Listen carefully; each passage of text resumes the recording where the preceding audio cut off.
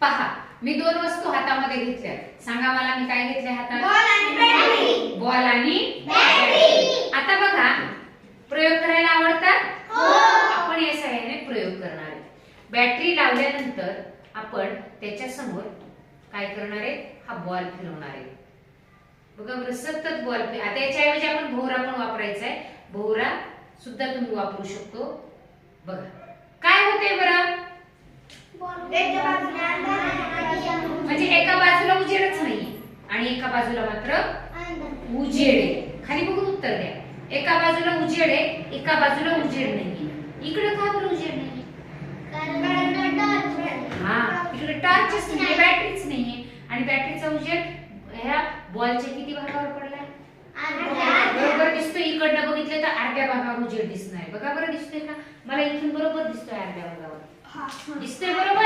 हा, म्हणजे आपल्या दिवस आणि रात्र सुद्धा असेच होतात. ही पृथ्वी स्वतःभोवती फिरत असते आणि फिरता फिरता जेव्हा ती सूर्यासमोर येते ना, मग तिच्या ज्या भागावर उजेड येतो, सूर्याचा उजेड पडतो, तिथं होतो हा दिवस. बघा, पुन्हा ही पृथ्वी फिरत राहते. फिरत फिरत फिरत परत हा भाग इथे समोर येतो, हा भाग इकडे जातो. मग तेव्हा इथे होता, इथं इकडे होते रात्र, इकडे होतो दिवस. जसं हा जर फिरवत फिरवत गेला आपण, तर बघा सतत पृथ्वी फिरत राहते. रात्र परत उजेडात येते, रात्र परत उजेडात येते, रात्र परत उजेडात येते. बरोबर आहे?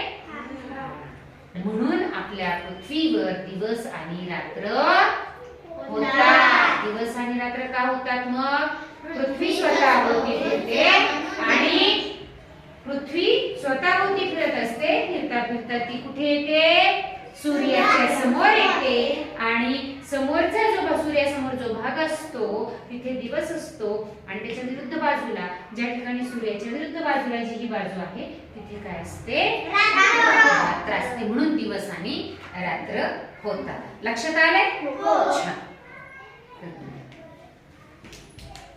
आता आडवा प्रभाग